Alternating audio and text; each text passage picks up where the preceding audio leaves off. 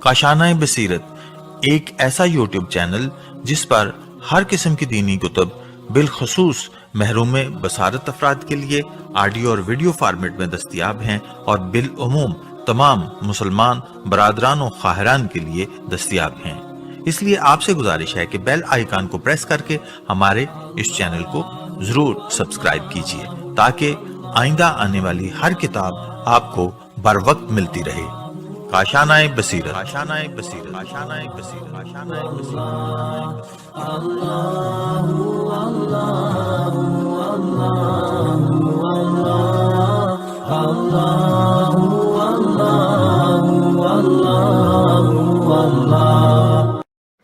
बिस्मिल्लाहिर्रहमानिर्रहीम। अस्सलाम वालेकुम सामीन, ये काशाना बसीरत का यूट्यूब चैनल है जहाँ पर हम किताब पढ़ रहे हैं मदीना से मदीना तक, और ये है रीडिंग का पार्ट नंबर 40।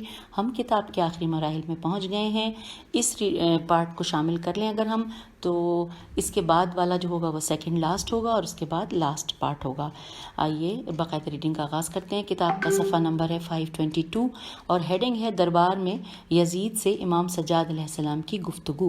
लिखा है, इमाम सज्जाद अलैहिस्सलाम फरमाते हैं कि जब हमें दरबार यजीद में ले गए तो हम 12 मर्द थे और जो रस्सियों में बंधे हुए थे और जंजीरों से जकड़े हुए थे। हम तख्ते यजीद के सामने खड़े हो गए। मैंने यजीद से कहा, ए यजीद, तुझे खुदा की कसम बताओ, अगर रसूल सल्लल्लाहु अलैहि वसल्लम इस हालत में हमें देखें तो उनकी क्या हालत होगी और तू क्या जवाब देगा? इमाम अलैहिस्सलाम फरमाते हैं कि यजीद के सर पर दुर्रों से जड़ा हुआ ताज था और उसके इर्द गिर्द कुरैश के बुजुर्गान बैठे हुए थे जो सब उसके रिश्तेदार यानी बनी उमैया से थे, और वो तख्त पर बड़े गुरूर और सुरूर से बैठा था। जो वो तख्त पर बड़े गुरूर व सुरूर से बैठा था। एक दफ़ा नज़र उठाकर मेरी तरफ देखा तो पूछा कि ये जवान कौन है? लोगों ने बताया कि ये अली बिन अल हुसैन अलैहिस्सलाम है। उस मलऊन ने सुना हुआ था कि इमाम हुसैन अलैहिस्सलाम के फर्जंद अली बिन अल हुसैन अलैहिस्सलाम करबला में शहीद हो चुके हैं, लिहाजा ताज्जुब से पूछा कि मुझे तो बताया गया है कि अली बिन अल हुसैन करबला में शहीद हो गया है, तो तुम कौन हो? इमाम ने रोकर फरमाया कि ए यजीद, मेरा एक भाई अली था, उसे लोगों ने कत्ल कर दिया। यजीद ने कहा कि तेरे बाप पर ताज्जुब है कि तमाम बेटों का नाम अली रखा। तो इमाम अलैहिस्सलाम ने फरमाया कि मेरे बाप को अपने बाप से बहुत मोहब्बत थी, लिहाजा बेटों के नाम अली रखे। यजीद बोला, तुम्हारे बाप ने खिलाफत का दावा किया था लेकिन अल्हम्दुलिल्लाह ये खिलाफत उसको नसीब ना हुई और खुदा ने मुझे उन पर फतह और कामयाबी दी।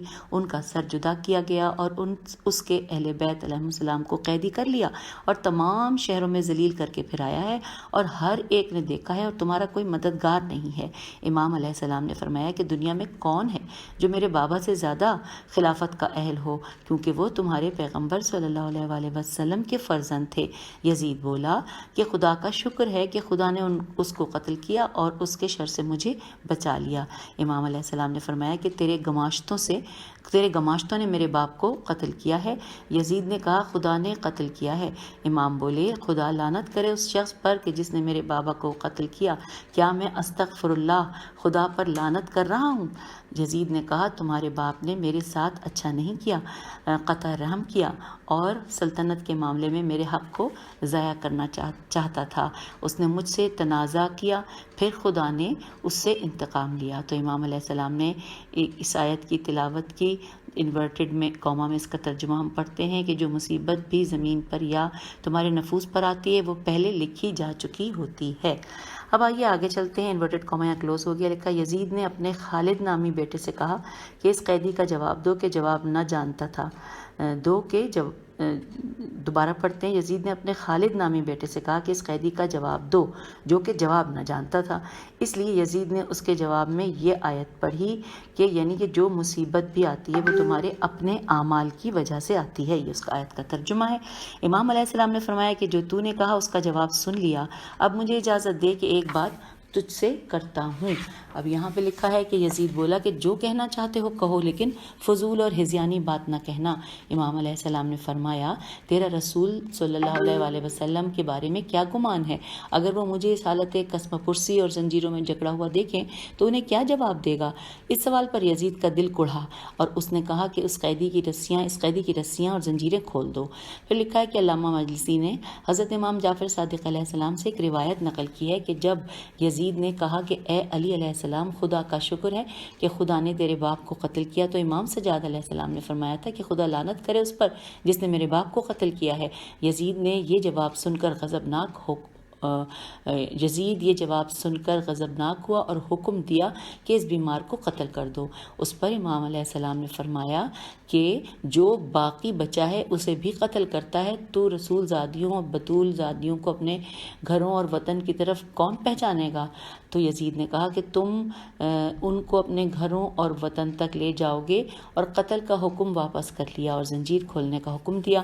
ایک اور روایت میں ہے کہ زنجیر یزید نے خود کھولے اور کہا کہ تم جانتے ہو کہ میں نے خود زنجیر کھولنے کا کام کیوں کیا؟ امام علیہ السلام نے فرمایا اس لیے کہ تیرے سوا کسی کا میرے اوپر احسان نہ ہو۔ یزید نے کہا کہ جو مصائب تم پر آئے تمہارے اپنے اعمال کی وجہ سے ہیں۔ تو امام بولے کہ تعجب ہے اے یزید کہ یہ آیت تو ہمارے حق میں نازل ہوئی ہے اور جو اس سے ہمارے خلاف استدلال کرتا ہے، کیا تو نے یہ آیت پڑھی ہے؟ تو اب جو آیت ہے اس کے بارے میں 3 لائنوں کی آیت ہے، اور اس میں نیچے لکھا ہے کہ راوندی کتاب دعوات میں لکھتے ہیں کہ یزید کا امام سجاد علیہ السلام کو قتل کرنے کا مصمم ارادہ تھا۔ اچھا، یہ جو آیت ہے اس کا کیونکہ ترجمہ نہیں ہے، میں ایک لائن پڑھ دیتی ہوں کہ ما اصابہ من مصیبت فی الارض ولا فی انفسکم الا فی کتاب من قبل ان نبرأہا ان ذالک علی اللہ یسیر۔ یہ آیت ہے، اس کے آگے ایک لائن اور ہے۔ اچھا، اس کے بعد لکھا ہے راوندی کتاب دعوات میں لکھتے ہیں کہ یزید کا امام سجاد علیہ السلام کو قتل کرنے کا مصمم ارادہ تھا، لیکن امام علیہ السلام سے سوال کرتا اور گفتگو کرتا تھا تاکہ غصے میں آ کر امام علیہ السلام کے منہ سے ایسا حرف نکل جائے کہ جس سے قتل کا جواز بن سکے اور لوگ یہ نہ کہیں کہ بے جہد قتل کر دیا، لیکن یزید جو بھی بات کرتا اس کا کافی وافی جواب سنتا۔ امام علیہ السلام نے کوئی ایسا جملہ نہ فرمایا کہ جس سے یزید کو قتل کرنے کا بہانہ مل جائے۔ جب امام علیہ السلام نے کوئی ایسا موقع نہ دیا تو اس نے فضول باتیں شروع کر دی۔ امام علیہ السلام کے ہاتھ میں ایک چھوٹی سی تسبیح تھی کہ انگلیوں سے اسے حرکت دے رہے تھے۔ یزید نے کہا بہانہ بناتے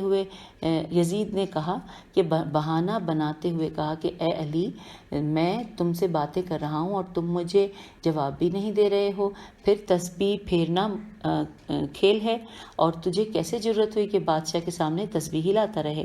امام علیہ السلام نے فرمایا میرے بابا علیہ السلام نے اپنے نانا رسول خدا صلی اللہ علیہ وآلہ وسلم سے نقل کرتے ہوئے فرمایا کہ جو شخص نماز فجر پڑھے اور نماز کے بعد گفتگو و کلام نہ کرے اور تسبیح ہاتھ میں لے کر یہ پڑھے کہ اللہم انی اصبحت اسبحک و مجدک و احمدک و یہاں تھوڑا سا مٹے ہوئے الفاظ و اوہلکا بعد ما ادیر، یعنی میرے اللہ میں صبح کو تیری تسبیح، تیری تمجید، تحمید اور تحلیل ان منکوں کے برابر کرتا ہوں، تو وہ اگر تسبیح کو محض ہاتھ میں لے کر پھیرے تو وہ شخص جو بھی کلام کرے گا رات تک اس تسبیح کا ثواب اس کے نامہ اعمال میں ثبت ہوتا رہے گا، اور سوتے وقت ایک مرتبہ یہی ورود کر دے، البتہ اسبحت کے بجائے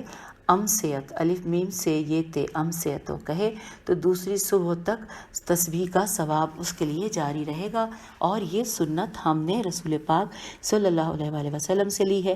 یزید نے کہا سبحان اللہ، میں جو اعتراض کرتا ہوں اس کا جواب حاضر اور تیار ہوتا ہے۔ پس حضرت علیہ السلام نے کے قتل سے منصرف میم نون صاد ریف منصرف ہو گیا اور حکم دیا کہ اس کی گردن اور پاؤں سے زنجیریں اتار دی جائیں۔ اب اگلی ہیڈنگ ہے مخدرات عصمت کی یزید کے دربار میں گفتگو۔ لکھا ہے صاحب ارشاد لکھتے ہیں کہ یزید پلید نے مخدرات عصمت اور قیدی بچوں کو بلایا، سب یزید کے سامنے آئے تو یزید سے ان بچوں کی خستہ حالی نہ دیکھی جاتی تھی، علامہ قزوینی حدائق الانس میں فرماتے ہیں کہ شیخ مفید کی تحریر سے ظاہر ہوتا ہے کہ ملعون یزید نے پھر امام سجاد علیہ السلام کو پیشی کے لیے بلایا اور آپ علیہ السلام سے کلام کیا. اس کے بعد مستورات اور بچوں کو بلایا. ہمارے خیال میں کلمہ سم سے میم سم سے یہی استفادہ ہوتا ہے.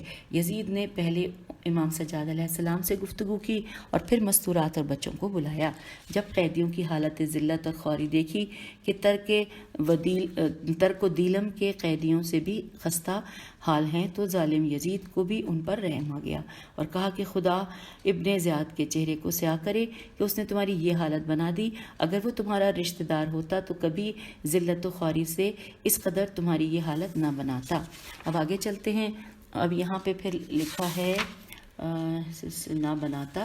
جی اس کے بعد لکھا ہے اگلے صفحے یعنی 526 پیج پر کہ صاحب روضۃ الواعظین میں لکھتے ہیں کہ جب بچوں اور عورتوں کو بزید ملعون یزید ہوگا وہ ایک نقطہ غائب ہے یزید ملعون کے سامنے پیش کیا گیا تو یزید کی عورتیں پردے کے پیچھے بیٹھی دیکھ رہی تھیں اور تمام دربار کا تماشا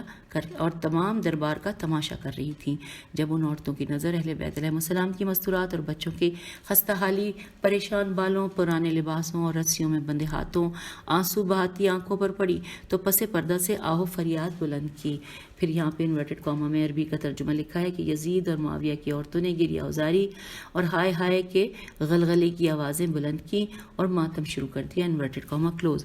مرحوم مجلسی بہار میں لکھتے ہیں انورٹڈ کاما ہاشمی عورتوں میں سے بھی جو پس پردہ بیٹھی تھیں آل محمد علیہ السلام کے قیدیوں کو اس حالت زار میں دیکھا تو دلوں سے آہ کھینچی اور واہ حسینہ واہ سیدہ کی آوازیں بلند ہونے لگیں اور اس قدر گریہ بلند ہوا کہ ہر سننے والا بھی رو پڑا.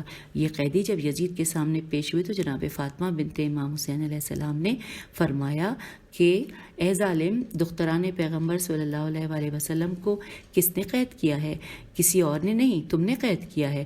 اور اس جملے پر تمام لوگ رونے لگے حتیٰ کہ یزید کے گھر کی عورتوں کے گریے کی آواز بلند ہوئی تو تمام سننے والے بھی رونے پر مجبور ہو گئے. صاحب روضۃ الشہداء معین الدین نے لکھا ہے کہ یزید نے حکم دیا اور اہل بیت علیہ السلام کو دربار کے ایک کمرے میں بٹھا دیا اور دروازے پر پردہ لٹکانے کا حکم دیا. مرحوم سید لہوف میں لکھتے ہیں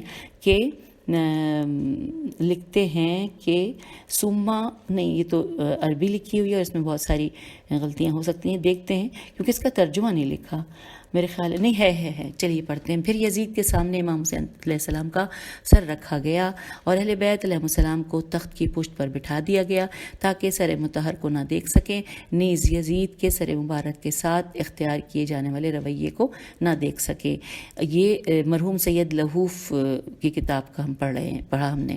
اس کے بعد لکھا ہے کہ اسی اثنا میں جناب زینب کبریٰ سلام اللہ علیہ کی نظر بھائی کے سر پر پڑی تو آپ سلام اللہ علیہ برداشت نہ کر سکی اور اپنے گریبان کو پھاڑ دیا اور یوں فریاد کی کہ تمام سننے والے رونے لگے. بی بی نے فرمایا کہ اے حسین، اے رسول خدا صلی اللہ علیہ وآلہ وسلم کے حبیب، اے مکہ و منا کے فرزند، اے فاطمہ زہرا سلام اللہ علیہ کے دل بند، اے محمد مصطفیٰ صلی اللہ علیہ وآلہ وسلم کے بیٹے.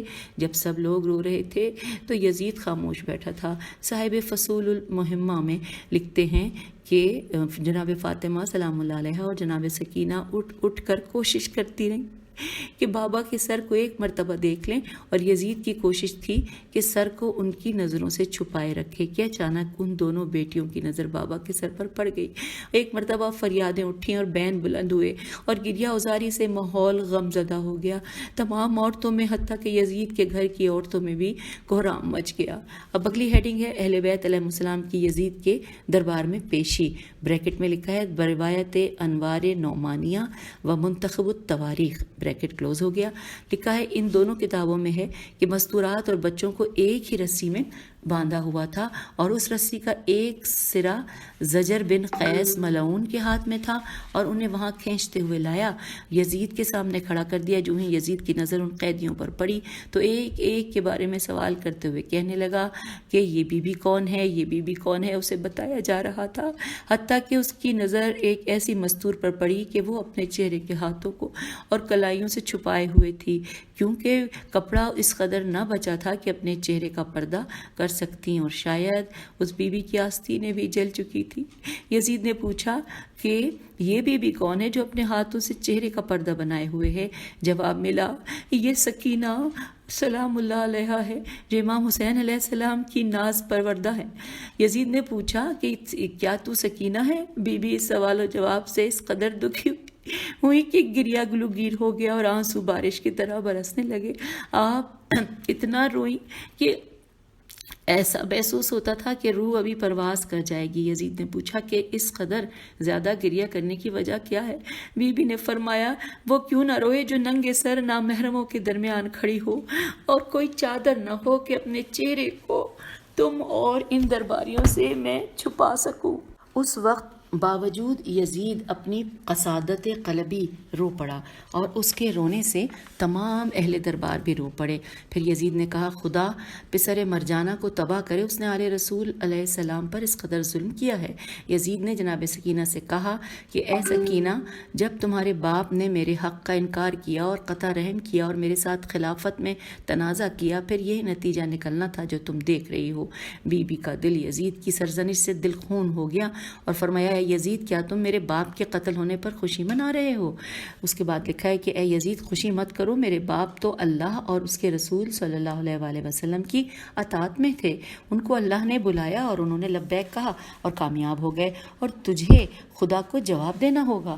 یزید نے کہا، اے سکینہ، خاموش ہو جاؤ، تمہارے باپ کا یہ حق نہ تھا کہ مجھ سے جھگڑا کرتا۔ پس ایک شخص اٹھا اور کہنے لگا کہ اے یزید، یہ کنیز مجھے بخش دو تاکہ میری خدمت گار بن جائے، اور اس نے اشارہ جناب سکینہ بنت الحسین کی طرف کیا۔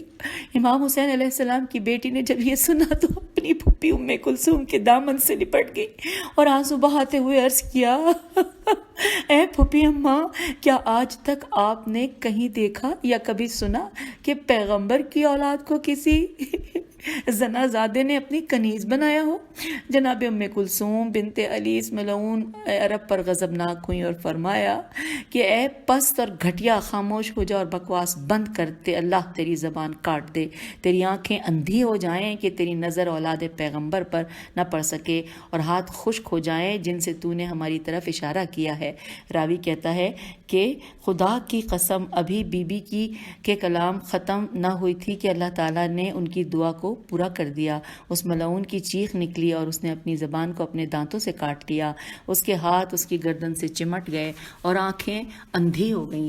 جناب ام کلثوم نے فرمایا، خدا کی حمد ہے کہ اس نے آخرت سے پہلے دنیا میں تجھ پر عذاب نازل کر دیا ہے، اور یہ جزا ان لوگوں کی ہے کہ جو پیغمبر صلی اللہ علیہ وآلہ وسلم کی بیٹیوں سے اب یہ لفظ تھوڑا سا مٹا ہوا ہے، متعرض ہوئے۔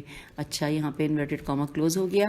اب پیج 529 پر ہیں ہم، اور یہاں پہ لکھا ہے کہ زہیر عراقی کا واقعہ، یہ مل کر پڑھتے ہیں۔ لکھا ہے تاریخ کامل فی السقیفہ میں ہے کہ ایک دن یزید کا دربار بھرا ہوا تھا اور اس نے آل محمد علیہ السلام کے قیدیوں کو دربار میں بلایا اور سر مطہر کو اپنے سامنے رکھ کر اس کی جو توہین کر سکتا تھا کی، جبکہ قیدی ایک طرف کھڑے تھے۔ اسی اثنا میں زہیر عراقی دربار میں داخل ہوا۔ یہ شخص مسخرہ اور بد زبان تھا۔ اس کی نظر آل محمد علیہ السلام کے قیدیوں پر پڑی، اور جب ام کلثوم کو دیکھا تو یزید سے کہا کہ یا امیر المومنین، اے یزید، یہ کنیز مجھے بخش دو تاکہ میری خدمت کرتی رہے، اور اشارہ جناب ام کلثوم کی طرف کیا۔ جناب ام کلثوم نے غضبناک ہو کر فرمایا کہ ہم سے اپنے ہاتھ کو دور کر، اللہ تیرے ہاتھوں کو قطع کرے۔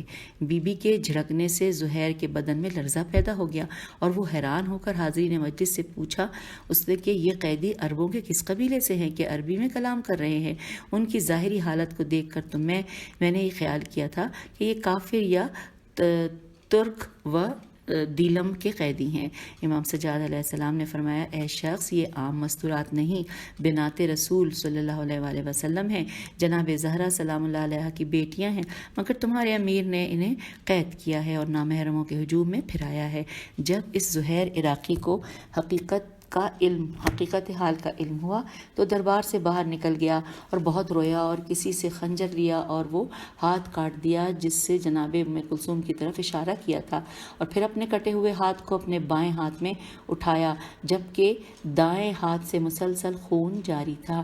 وہ دربار میں آیا اور جناب امام زین العابدین علیہ السلام کی خدمت میں حاضر ہوا اور عرض کیا کہ فرزند رسول علیہ السلام، میں معافی مانگنے آیا ہوں، میری معافی کو اپنے کرم وجود کی وجہ سے قبول فرمائیے۔ بخدا میں آپ علیہ السلام کو نہ پہچانتا تھا، میرے جرم سے درگزر فرمائیں اور معاف فرمائیں۔ تحقیق خدا نے آپ علیہ السلام کی پھوپھی کی، یہاں پہ لکھا ہے تحقیق خدا نے آپ علیہ السلام کی پھوپھی کی دعا قبول کر لی اور میرا ہاتھ کٹ گیا۔ چنانچہ یہ چونکہ یہ خانوادہ کریم گھرانہ تھا، اس لیے اس زہیر کی معذرت قبول کر لی اور اسے معاف کر دیا کیونکہ اس نے یہ سب کچھ انجانے میں کیا تھا۔ پس زہیر استغفر اللہ کہتا ہوا دربار سے نکلا اور ایسا غائب ہوا کہ کسی نے اس کا نشان تک نہیں دیکھا۔ اگلی ہیڈنگ ہے یزید کی بے حیائی اور باطن کی عکاسی۔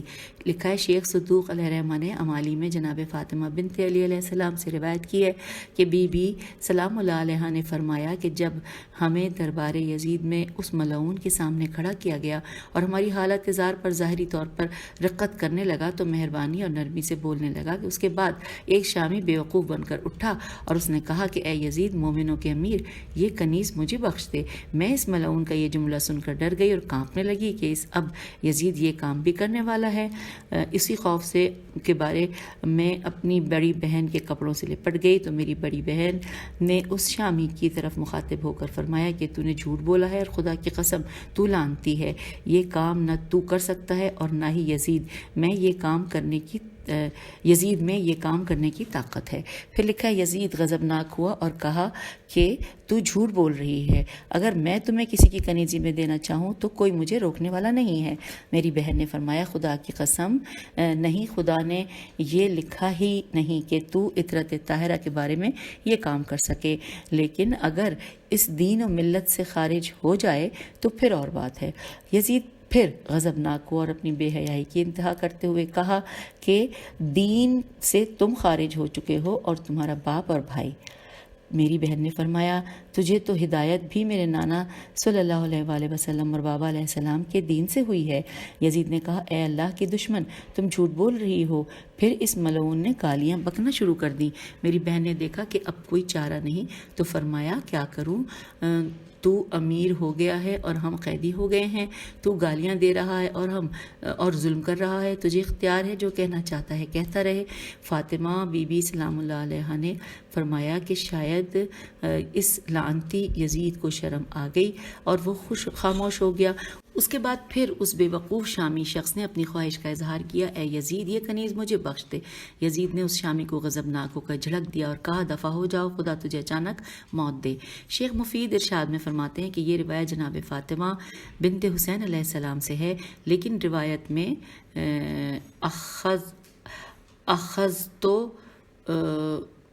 کہ اختی کے بجائے بسیاب امتی ہے۔ اچھا، پھر اس کے بعد لکھا ہے اب ہیڈنگ ہے کہ دربار یزید میں جناب زینب علیہ السلام سلام اللہ علیہ کا خطبہ۔ لکھا ہے کہ اب جہاں مجلس شبیر بپا ہوتی ہے خلق شبیر کو زینب کے عوض روتی ہے، خلق شبیر کو زینب کے عوض روتی ہے۔ اس شعر کے بعد لکھا ہے مرحوم شیخ صدوق امالی میں جناب سکینہ سلام اللہ علیہ سے روایت کرتے ہیں کہ بی بی نے فرمایا کہ خدا کی قسم میں نے کائنات میں یزید سے زیادہ سخت دل کسی کو نہیں دیکھا اور کوئی کافر و مشرک یزید سے زیادہ جفاکار اور شریر نہ پایا، کیونکہ ہمارے سامنے خضران کی چھڑی ہے اور میرے بابا کے لبوں اور دانتوں پر مارتا تھا اور یہ شعر پڑھتا تھا۔ اب یہ شعر عربی میں نیچے لکھا ہے اس کے بارے میں کہ کاش میرے بدر والے بزرگ آبا ہوتے اور دیکھتے کہ میں نے ان کا کیسا بدلہ لیا ہے، اگر وہ ہوتے تو خوش ہوتے اور کہتے کہ یزید تیرے ہاتھ کبھی شل نہ ہوں۔ اس مقام پر جناب زینب سلام اللہ علیہ بنت علی علیہ السلام نے اس مقام پر جناب زینب سلام اللہ علیہ بنت علی علیہ السلام کی برداشت کی حد ختم ہو گئی اور صبر کا پیمانہ لبریز ہو گیا۔ آپ سلام اللہ علیہ اٹھیں اور مجمع عام میں یزید کو مخاطب کر کے ایسا خطبہ دیا کہ جو بڑا فصیح و بلیغ تھا، اور جس میں یزید کی تو بیغ اور تشنیح تھی، تے شین نون یہ عین تھی۔ اچھا، اب یہاں پہ شعر لکھا ہے کہ زینب عالیہ فرماتی ہیں خطبہ ارشاد، حاضرین روتے ہیں سن سن کے ستم کی رودات، غم سے بے تاب جو ہوتا ہے سرے شاہ زمن، بند آنکھیں کیے روتا ہے سرے شاہ زمن۔ اور اس کے بعد لکھا ہے کہ یہ خطبہ صاحب لہوف سید بن طاؤس نے یوں نقل کیا ہے۔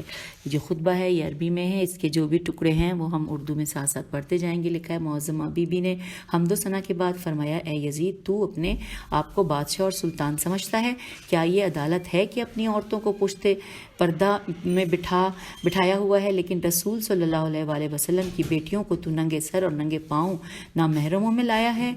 اے ظالم، تو نے آل رسول علیہ السلام کی حرمت کا پردہ اتار دیا ہے، ان کے چہروں کو دوستوں اور دشمنوں سب کے سامنے عریاں کیا اور شہر بشہر میں پھرایا۔ آل رسول علیہ السلام کو قریب اور بعید، یعنی شہری اور بیابانی، پست فطرت اور شریف، سب نے ان کے چہروں کو دیکھا، ہر زن و مرد نے دیکھا، ان کا کوئی مرد اور مددگار باقی نہیں رہا جو اپنے شہیدوں کے خون کا مطالبہ کرے اور مظلوم عورتوں کی حمایت کرے۔ اس شخص سے اچھائی کی کیا توقع کی جا سکتی ہے جو ان کا بیٹا ہو، جنہوں نے بزرگان اسلام کے جگر کو چبانے کے بعد پھینک دیا ہو۔ یہاں پر ہندہ مراد تھی کہ جو یزید کی دادی ہے، جس نے حضرت حمزہ رضی اللہ کے جگر کو چبایا تو وہ پتھر ہو گیا اور اس کے دانت کام نہ کر سکے تو اس نے پھینک دیا۔ پھر لکھا ہے کہ ایسے شخص سے کیا توقع کی جا سکتی ہے کہ جو اس کا بیٹا ہے، جس کا گوشت پوست شہداء کے خون بہانے سے پیدا ہوا ہو، اور ایسا شخص بغض اہل بیت علیہ السلام کب چھوڑ سکتا ہے جو ساری زندگی ہمیں بغض، کینہ اور عداوت سے دیکھتا رہا ہے۔ اس کے بعد لکھا ہے کہ پھر تو جرت اور جسارت سے کہتا ہے کہ گویا تو نے کوئی گناہ ہی نہیں کیا اور اپنے عمل کو برا نہیں سمجھا، تو کہتا ہے کہ اے کاش میرے بدر والے بزرگ ہوتے تو دیکھتے کہ کیسے آل علی علیہ السلام سے بدلہ لیا ہے، تو وہ تجھے شاباش دیتے اور کہتے کہ یزید تیرے ہاتھ کبھی شل نہ ہوں۔ پھر تو جھک کر میرے بھائی حسین علیہ السلام کے لبوں اور دانتوں پر چھڑی سے مارتا اور اس چھڑی پر ٹیک لگاتا ہے، حالانکہ حسین علیہ السلام جوانان جنت کے سردار ہیں۔ تو ایسی باتیں نہ کر، حالانکہ تو نے پرانے زخموں کو تازہ کر دیا ہے اور ان زخموں کو بکھیر دیا ہے جب سے تو نے آل اولاد عبد المطلب کے ستاروں اور پیغمبر صلی اللہ علیہ وآلہ وسلم کی ذریت کے خون بہائے ہیں۔ تو اپنے مشائخ کو ندا کر رہا ہے، کیا تو سمجھتا ہے کہ وہ تیری آواز سنتے ہیں اور بہت جلدی تم ان سے ملحق ہو جاؤ گے، اور جہاں وہ ہیں تو بھی وہاں پہنچ جائے گا؟ اس وقت تیری آرزو ہوگی کہ کاش تیرے ہاتھ نہ ہوتے اور تو یہ کام نہ کرتا جو تو نے کیا ہے، اور تیری زبان بند ہوتی، گونگا ہوتا اور وہ کچھ نہ کہتی کہ جو کچھ کہہ چکی ہے۔ پھر بی بی پاک سلام اللہ علیہ نے بد دعا اور نفرین کی اور خدا کے حضور عرض کیا کہ اے اللہ کریم، ہمارا حق ان سے لے اور ظالموں سے انتقام لے اور ان پر غضب کر جنہوں نے ہمارے خون بہائے اور ہمارے حامی قتل کر دیے۔ پھر فرمایا کہ اے یزید، خدا کی قسم یہ گمان نہ کرنا کہ تو نے صرف ہم پر ظلم کیا ہے، خدا کی قسم تو نے اپنی جلد کو پھاڑا ہے اور اپنا گوشت کاٹا ہے۔ جب تو رسول خدا صلی اللہ علیہ وآلہ وسلم کے سامنے اس حالت میں وارد ہوگا تو نے ان کی ذریت کا خون بہایا ہوگا، ان کی اطرت کی ہر جگہ توہین کی ہوگی، اور رسول خدا صلی اللہ علیہ وآلہ وسلم کے جگر گوشوں کو آگ میں جلایا ہوگا، تو کیا جواب دے گا؟ تو اور رسول پاک صلی اللہ علیہ وآلہ وسلم ہمارے چہروں کو اپنی آستین رحمت سے صاف کریں گے اور ہمارا انتقام لیں گے۔ پس تو نے اپنا نقصان کیا ہے۔ ہرگز یہ گمان ہی نہ کرو کہ شہداء مر گئے ہیں، بلکہ وہ تو زندہ ہیں اور اپنے رب سے خصوصی رزق کھاتے ہیں۔ تیرے لیے خدا کا حاکم ہونا ہی کافی ہے، اور محمد مصطفیٰ صلی اللہ علیہ وآلہ وسلم کی دشمنی تیرے لیے بہت ہوگی، اور جبرائیل علیہ السلام محمد مصطفیٰ صلی اللہ علیہ وآلہ علیہ وسلم کے روز قیامت مددگار ہوں گے اور بہت جلد اس کو بھی سزا مل جائے گی جس نے تجھے اس مسند پر بٹھایا ہے اور تجھے مسلمانوں کی گردن پر سوار کیا ہے، اس کا بڑا ٹھکانہ ہوگا۔ پھر بی بی نے فرمایا کہ اے یزید، اگرچہ زمانے کے حالات نے ہمیں یہاں تک پہنچا دیا کہ میں تجھ جیسے کہ نجس دربار میں کھڑی تجھ سے مخاطب ہوں، لیکن میں تجھے کچھ نہیں سمجھتی اور تجھے بہت جھوٹا کر دوں گی اور تیری سرزنش کو برا کروں گی، تیرے افعال کی تو توبیخ کروں گی، اگرچہ میں جانتی ہوں کہ میری نصیحت تجھ پر اثر انداز نہیں ہوگی، لیکن اس کے علاوہ کوئی چارہ نہیں کہ تیرے تجاوزات بہت زیادہ ہیں جن کی وجہ سے آنکھیں آج ہی آنسو بہا رہی ہیں اور سینوں میں ایسا درد ہے کہ جو انسان کو بولنے میں کمزور کر دیتا ہے۔ عجب بالائے عجب تو یہ ہے کہ حزب اللہ کے افراد جو پاکیزہ شرفا اور نجیب تھے کو حزب شیطان کے ہاتھوں شہید ہو گئے۔ پھر لکھا ہے الہی تمام ہاتھوں سے ہمارے خون کے قطرے گر رہے ہیں اور آپ کے منہ سے گوشت گر رہا ہے، کیا یہ ظلم نہیں کہ ہمارے پاک و پاکیزہ جوانوں کی لاشیں صحرا میں بغیر کفن و دفن کے چھوڑ دی گئی ہیں تاکہ درندے ان کی توہین کریں؟ اے یزید، اگر تو بنات رسول صلی اللہ علیہ وآلہ وسلم اور اولاد فاطمہ سلام اللہ علیہ کو مال غنیمت شمار کرتا جاتا ہے تو جان لے کہ بہت جلدی ہم تمہارے لیے گراں ہوں گے، جب بروز قیامت تیرے پاس کچھ نہ ہوگا اور خدا بندوں پر ظلم نہیں کرتا۔ میں اپنی شکایت خدا کے پاس کرتی ہوں اور مجھے اس ذات پر اعتماد ہے۔ اے یزید، تو مکر کرنا چاہتا ہے کر لے، اور جو ظلم کرنا چاہتا ہے کر لے، اپنی پوری کوشش کر جو کر سکتا ہے، لیکن خدا کی قسم تو ہمارا نام صفحہ ہستی سے نہیں مٹا سکتا اور ہمارے ذکر کو بھی نہیں مٹا سکتا اور ہمارے زندہ نام کو نہیں مار سکتا اور ہماری فضیلت کو درک بھی نہیں کر سکتا۔ یہ تیرے کردار کا ننگ اور تیرے اعمال کی ذلت کو اپنے سے دور نہیں کر سکتا۔ پھر لکھا ہے کہ اے یزید، تیرا نظریہ بہت کمزور ہے، تیرے ایام بہت تھوڑے ہیں اور تیرے ارد گرد کا اجتماع چند دنوں کا ہے۔ انورٹڈ کاما میں بی بی نے پھر فرمایا کہ حمد و شکر ہے اس خدا کا کہ جس نے ہمارے سلسلے کو سعادت اور مغفرت سے نوازا اور آخری سلسلے کو شہادت اور رحمت عنایت فرمائی۔ ہم اللہ سے سوال کرتے ہیں کہ ہمارے گزشتہ مرحومین کا ثواب کامل کر دے اور پسماندگان کے لیے خلافت نصیب فرمائے، اور وہ اللہ رحیم و کریم ہے۔ انورٹڈ کاما یہاں کلوز ہو گیا۔ پھر لکھا ہے کہ جب یہ خطبہ یزید نے سنا تو جواباً اس نے یہ شعر پڑھا جو کہ عربی کا ہے، اس کے نیچے اس کا ترجمہ لکھا ہے کہ انورٹڈ کاما کے یعنی کسی داغدار اور دکھی کی فریاد بہت اچھی ہوتی ہے اور عزادار کے سامنے موت بڑی آسان چیز ہوتی ہے، انورٹڈ کاما کلوز۔ پھر یزید نے اہل شام سے مشورہ لیا اور پوچھا کہ دیکھا تم نے اور سنا تم نے کہ اس دکھی اور غمزدہ عورت نے مجھے کیا کہا، اب تم بتاؤ کہ ان قیدیوں کے ساتھ کیا سلوک کیا جائے۔ ان لعین شامیوں نے صرف یزید کی خوشامد کی خاطر کہا کہ ان تمام عورتوں اور بچوں کو قتل کر دے تاکہ تجھے آسودگی اور راحت مل جائے، لیکن نعمان بن بشیر اپنی کرسی سے اٹھا اور کہا اے امیر، قیدیوں سے جو سلوک رسول پاک صلی اللہ علیہ وآلہ وسلم کرتے تھے تو بھی ان سے وہی سلوک کر۔ یزید نے غضبناک ہو کر دختر علی علیہ السلام کی طرف دیکھا تو درباریوں کو یقین ہو گیا کہ اب یہ جناب زینب کبریٰ سلام اللہ علیہ کو قتل کرا دے گا۔ اس وقت عمرو آس کا بیٹا عبداللہ اپنی کرسی سے اٹھا اور تخت یزید کے نزدیک آیا اور تخت یزید پلید کو بوسہ دے کر کہا کہ جس بی بی نے تمہیں یہ تیز و تند سنائی ہیں ان سے انتقام لینا مناسب نہیں، کیونکہ وہ داغ دیدہ اور ستم رسیدہ ہے اور اپنے جگر کے دروں کی وجہ سے اپنے غم کی بھڑاس نکال رہی ہے۔